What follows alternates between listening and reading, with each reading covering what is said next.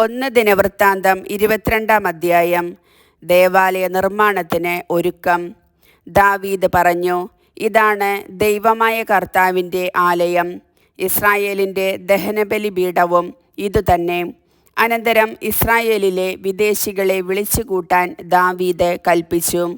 ദേവാലയ നിർമ്മാണത്തിന് കല്ല് ചെത്തിയൊരുക്കാൻ അവൻ കൽപ്പണിക്കാരെ നിയമിച്ചു. പടിവാതിലുകൾക്ക് വേണ്ട ആണിയും വിജാഗിരികളും കൊളുത്തുകളും നിർമ്മിക്കാൻ പിച്ചളയും ഇരുമ്പും അളവില്ലാതെ ശേഖരിച്ചു. സീദോന്യരും ടയർ നിവാസികളും കൊണ്ടുവന്ന എണ്ണമറ്റ ദേവദാരുക്കളും ദാവീദ് ഒരുക്കിവച്ചു. അവൻ പറഞ്ഞു, എൻ്റെ മകൻ സോളമൻ യുവാവും അനുഭവസമ്പത്തില്ലാത്തവനുമാണ്. കർത്താവിനായി പണിയാനിരിക്കുന്ന ആലയം എല്ലാ ദേശങ്ങളിലും കീർത്തിയും മഹത്വവും വ്യാപിക്കത്തക്കവണ്ണം അതിമനോഹരമായിരിക്കണം. ആവശ്യമുള്ള സാമഗ്രികൾ ദാവീദ് തൻ്റെ മരണത്തിന് മുൻപ് ശേഖരിച്ചു വെച്ചു. അവൻ തൻ്റെ മകൻ സോളമനെ വിളിച്ച് ഇസ്രായേലിൻ്റെ ദൈവമായ കർത്താവിന് ആലയം പണിയാൻ ചുമതലപ്പെടുത്തി. ദാവീദ് സോളമനോട് പറഞ്ഞു, മകനെ, എൻ്റെ ദൈവമായ കർത്താവിൻ്റെ നാമത്തിന് ആലയം പണിയണമെന്ന് എനിക്ക് ആഗ്രഹമുണ്ടായിരുന്നു. എന്നാൽ കർത്താവ് എന്നോട് അരുളി ചെയ്തു, നീ ഏറെ രക്തം ചിന്തി ധാരാളം യുദ്ധങ്ങളും നടത്തി. നീ എൻ്റെ മുൻപിൽ ഇത്രയേറെ രക്തം ഒഴുക്കിയതിനാൽ നീ എനിക്ക് ആലയം പണിയുകയില്ല. നിനക്ക് ഒരു പുത്രൻ ജനിക്കും. അവൻ്റെ ഭരണം സമാധാനപൂർണമായിരിക്കും. ചുറ്റുമുള്ള ശത്രുക്കളിൽ നിന്ന് ഞാൻ അവന് സമാധാനം നൽകും. അവൻ്റെ നാമം സോളമൻ എന്ന് ആയിരിക്കും. അവൻ്റെ കാലത്ത് ശാന്തിയും സമാധാനവും ഞാൻ ഇസ്രായേലിനു നൽകും. അവൻ എൻ്റെ നാമത്തിന് ആലയം പണിയും.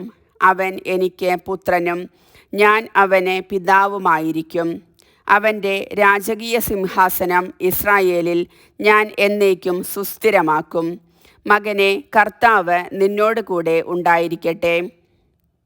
നിന്നെക്കുറിച്ച് അവിടുന്ന് അരുളി ചെയ്തതുപോലെ നിന്റെ ദൈവമായ കർത്താവിന് ആലയം പണിയുന്നതിൽ നീ വിജയിക്കട്ടെ. ഇസ്രായേലിൻ്റെ ഭരണം അവിടുന്ന് നിന്നെ ഏൽപ്പിക്കുമ്പോൾ നിന്റെ ദൈവമായ കർത്താവിൻ്റെ കൽപ്പനകൾ അനുസരിക്കുന്നതിന് നിനക്ക് വിവേകവും അറിവും അവിടുന്ന് പ്രദാനം ചെയ്യട്ടെ.